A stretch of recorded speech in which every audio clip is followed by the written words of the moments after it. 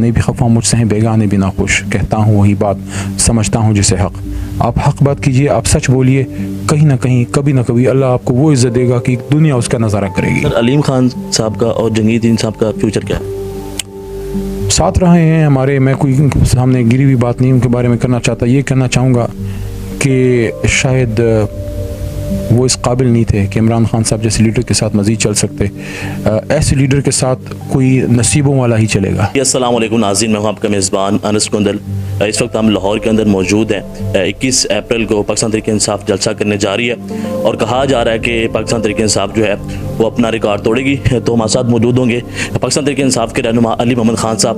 किसी तारफ़ के मोहताज नहीं है। इनकी स्पीच को ना सिर्फ पाकिस्तान बल्कि पूरी दुनिया के अंदर जो है देखा गया, पसंद किया गया और कहा गया कि पाकिस्तान तहरीक इंसाफ के ये हीरो हैं। तो सर इनसे बात करते हैं। सर ये बताएं कि 21 अप्रैल को जलसा होने जा रहा है, तैयारियाँ कितनी हैं? बिस्मिल्लाहिर्रहमानिर्रहीम, अल्लाहुम्मा सल्लि व सल्लिम मुबारक अला सय्यिदिना मोहम्मद। ये दाग दाग उजाला ये शब गजीदा सहर, ये दाग दाग उजाला ये शब गजीदा सहर, ये वो सहर तो नहीं जिसका इंतज़ार था। मैं उस शहर में हूँ जिसमें आज से 85 साल पहले मेरे दादा सन 1940 में जब करारदाद लाहौर पास करने पूरी हिंदुस्तानी मुसलमान आए, पख्तूनख्वा से मेरे दादा पीर मोहम्मद साहब भी तशरीफ़ लाए, मेरे लीडर इमरान खान साहब के वालिद इकरामुल्लाह नियाज़ी साहब भी आए और आपके भी बुजुर्ग सब इधर आए होंगे एक ख्वाब को लेके। ख्वाब आज तक रियलाइज़ नहीं हुआ। मुल्क तो आज़ाद हो गया, लेकिन क्या हमने वो पाकिस्तान बनाया जिसका ख्वाब था? हम तो उन लोगों को भी इंसाफ नहीं दे सके, दुनिया के बाकी इस्लामी दुनिया के लोगों के लिए आवाज़ क्या उठाना मजबूत, जो अपना सब कुछ छोड़ के पाकिस्तान आए, उर्दू स्पीकिंग जो महाजिर कम्यूनिटी है, क्या उनको हम उस तरह से वो इंसाफ दे सके? क्या वो जो बिहारी कम्युनिटी जो जिनको सिर्फ पाकिस्तान जिंदाबाद कहने पे ईस्ट पाकिस्तान में जुल्म और सितम का निशाना बनाया गया, उनको आज तक हम प्रॉपर शनाख्ती कार्ड तक नहीं दे सके? सर मैं ये कहना चाहता हूँ कि आज मेरा इधर आना, मेरे साथ मुराद भाई आए हैं, मुराद सईद साहब इकट्ठे हम आए, खान साहब ने ऑर्डर्स किए हैं कि आप पहुँचें, कासिम सूरी साहब तशरीफ़ लाए हैं, बाकी लीडरशिप 1-2 दिन में पहुंच रही है। हमारे आने का एक ही मकसद है कि हम और लाहौरी हम सब मिलके इधर निकलें एक मैसेज पे कि यार देखो, इस वक्त बात इमरान खान की या किसी शख्सियत की नहीं, इस वक्त बात पाकिस्तान की है। मैंने कल एक प्रोग्राम में ये बात की है, उसको मैं क्लिप भी शेयर कर दूंगा, शायद नदीम मलिक का प्रोग्राम था, कि अगर ऐसा कोई ऑर्डर अमेरिका से मेरे हिज़्ब इख्तिलाफ के लीडर शहबाज शरीफ के ख़िलाफ़ भी आता ना कि शहबाज शरीफ को गिराओ तो फलाना हो जाएगा, तो ना गिराओ, तो मैं शहबाज के लिए भी खड़ा होता कि भाई मेरा अपोजिशन लीडर है, इधर मेरी उससे मुखालफत है, लेकिन अगर बाहर के मुल्क से मेरे अपोजिशन लीडर के ख़िलाफ़ कोई बात होगी मैं उस पर स्टैंड लूँगा। ये तो मेरे वज़ीर-ए-आज़म की बात है। तो आज बात पाकिस्तान की है। या तो पाकिस्तान ने पाकिस्तान बनना है जिसके फ़ैसले जो हमारे फैसलाबाद के सूफ़ी मोहम्मद बरकत अली साहब रहमतुल्लाह अलैह उनकी मग़फ़िरत फरमाए कहा करते थे, या तो पाकिस्तान के फ़ैसले इस्लामाबाद में होंगे जिससे दुनिया के होने हैं, या फिर इसी तरह ग़ुलामी की ज़िंदगी है। तो ग़ुलामी की ज़ंजीरों को तोड़ने के लिए हम सब इंशाल्लाह निकलेंगे। किसको? सर ये बताएं कि लोग ये जानना चाहते हैं, जब आपने पार्लियामेंट के अंदर स्पीच की, क्या आप वो पहले से लेकर गए थे या फिर वहाँ पे आके आपने माहौल देखा और आपको आइडिया आया और आपने जो है वो स्पीच कर दी? मैं समझता हूँ मैंने वो स्पीच वगैरह कोई नहीं की, अल्लाह ने करवाई है। हाँ, ये चीज़ अपने लीडर इमरान खान साहब से इनहेरिट की है, उनसे सीखी है। आप मेरे से उम्र में थोड़े से कम हैं, आपको नहीं पता, लेकिन जो लोग मेरी बात सुन रहे हैं जिनकी उम्र 40 से ऊपर है उनको पता है। मैंने इमरान खान साहब को खेलते देखा है, ग्राउंड में खेलते देखा है, आखिरी बॉल तक लड़ते देखा है। वो आदमी जो हिंदुस्तान से हार नहीं मानी उसने, वेस्ट इंडीज़ से नहीं हार मानी, इंग्लैंड से नहीं उसने हार मानी, सारा उसने कैरेक्टर चेंज कर दिया पाकिस्तानी क्रिकेट टीम का। जो हार का जहन लेके जाती थी उनको जीत की सोच दे दी। तो खान साहब ने हमेशा ये चीज़ सिखाई है कि यार आप आखिर तक लड़ें। मैं उधर बैठा, मैंने सोचा कि यार मुझे इधर रहना चाहिए क्योंकि मैं पार्लिमानी अमूर का वज़ीर हूँ और आज आखिरी शायद ड्यूटी हो। स्पीच का ऐसा कोई प्लान नहीं था, लेकिन जब वन साइडेड नैरेटिव चल रहा था, देन आई रियलाइज कि यार कोई हमारी खान साहब की भी तो बात होनी चाहिए ना, खान की भी तो बात होनी चाहिए। तो वो फिर अल्लाह ने कराया। सर ये बताएं कितना मुश्किल था, वहाँ पे काफ़ी लोग मौजूद थे और आप अकेले थे वहाँ पे, और तरह तरह की बातें की जा रही थी, हुटिंग की जा रही थी, और आपने ये बताया कि कुछ लोग बड़े जो है गलत अल्फाज भी इस्तेमाल कर रहे थे आपके लीडर के लिए। तो कितना मुश्किल था वहाँ पे बैठना और फिर स्पीच करना और उसके दौरान जो हुटिंग का सामना करना? मैं तो हिंदुस्तान जाके उनकी पार्लियामेंट में खड़े होकर इससे बेहतर स्पीच अल्लाह मेरे से करा देगा।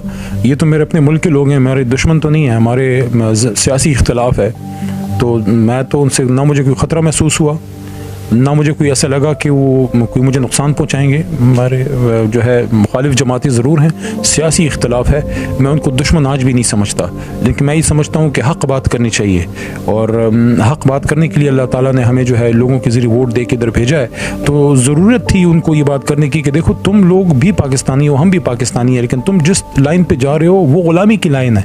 ये ग़ुलामी का तौक़ तो क़ायद-ए-आज़म 75 साल पहले तोड़ के फेंक चुका था, तो तुम क्यों अपने गले में और हमारे गले में पहनाना चाहते हो? यार तुम और तरीके से आ जाओ।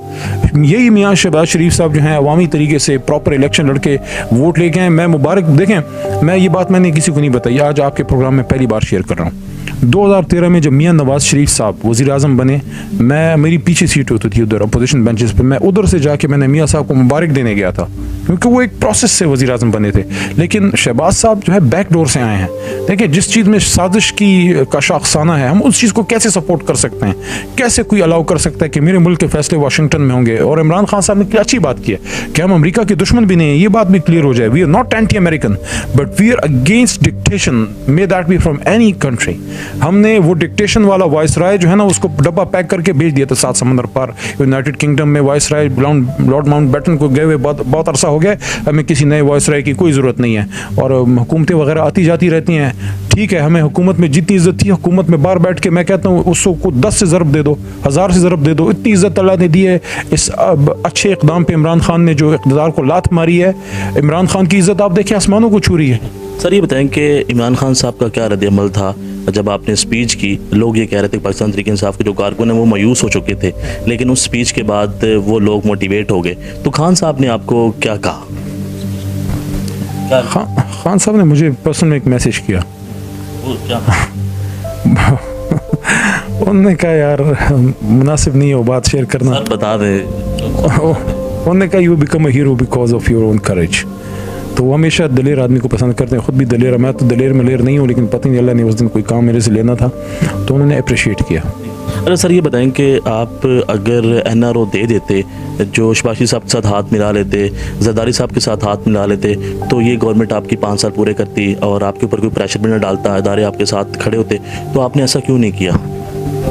क्योंकि फिर हम आईने में अपनी आंखों में आंखें डाल के ना देख सकते।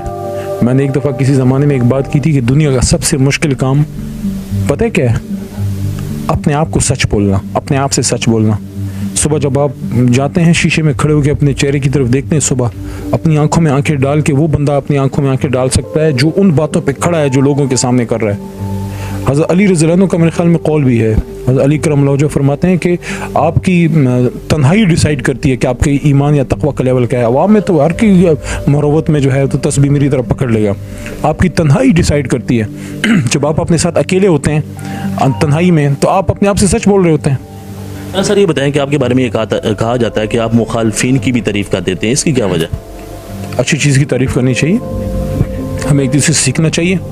हम ज़ात के दुश्मन नहीं हैं, सियासी मुखालफत है, और सियासी मुखालफत मुल्क की मफाद के लिए होनी चाहिए। मुखालफत मुल्क के जोड़ का बायस बने, तोड़ का बायस ना बने, क्योंकि हुजूर नबी करीम सल्लल्लाहु अलैहि वसल्लम ने लोगों को जोड़ के जो है रियासत मदीना बनाई थी, तो मोहब्बत पे रियासत मदीना बनी थी और इंसाफ पे बनी थी।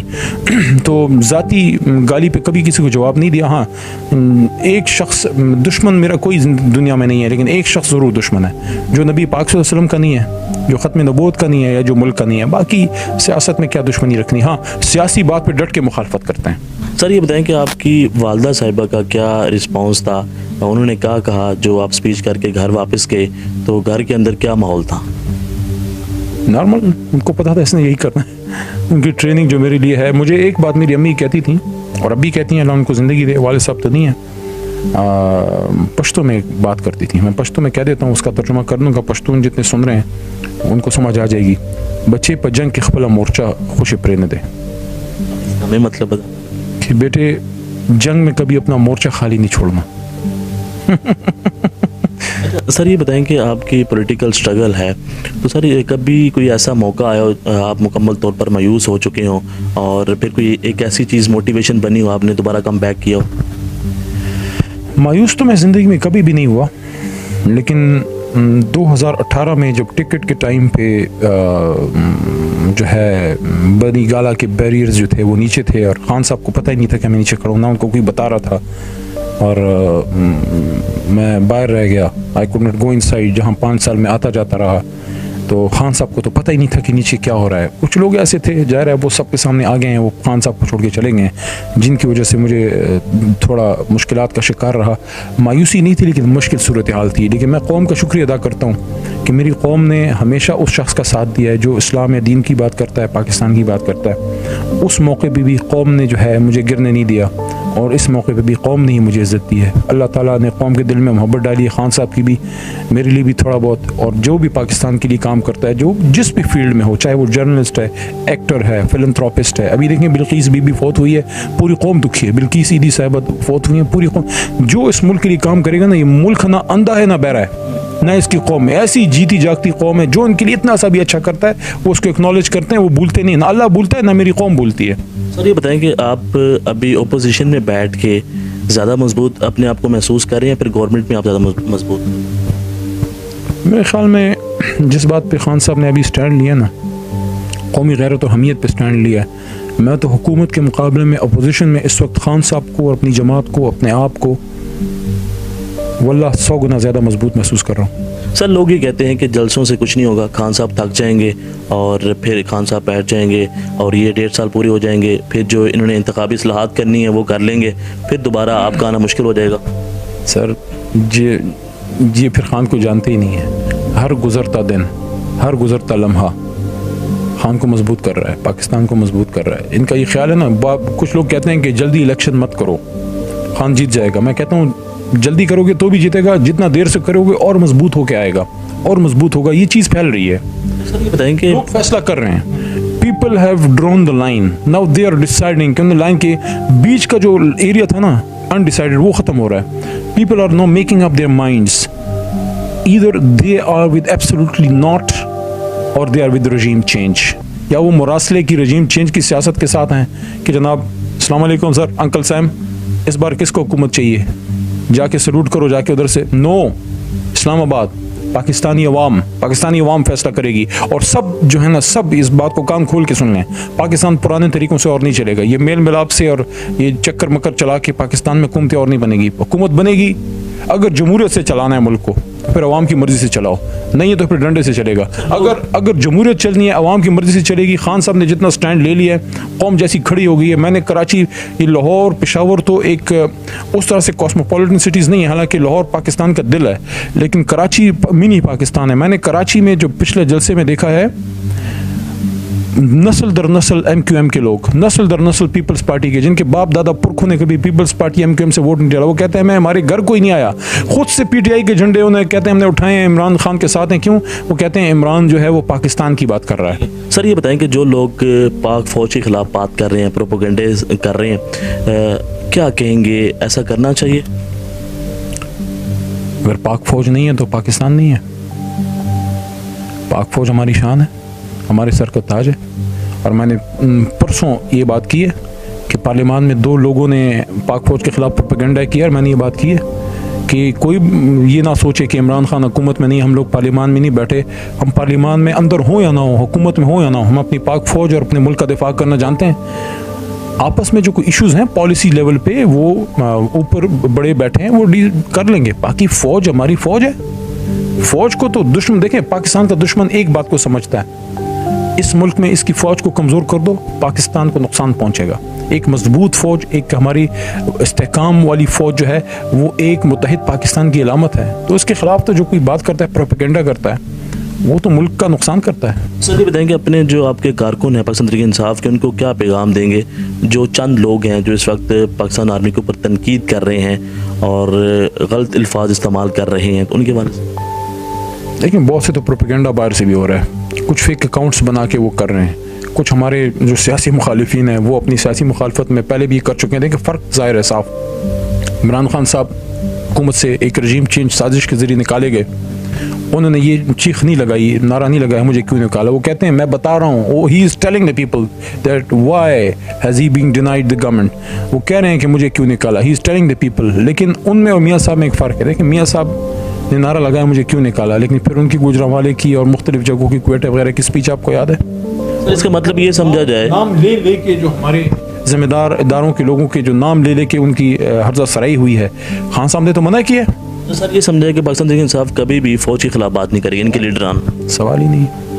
अच्छा सर, अब ये जानना चाहूँगा कि लोग आपके ऊपर तनकीद करते हैं कि अब आप ख़त को लेके पाकिस्तान के अंदर जो है वो एक नज़रिया लेकर आए हैं। जो ख़त मौसूल हुआ आपको, आपने वो ख़त देखा है? नहीं, देखा बहुत कम लोगों ने है।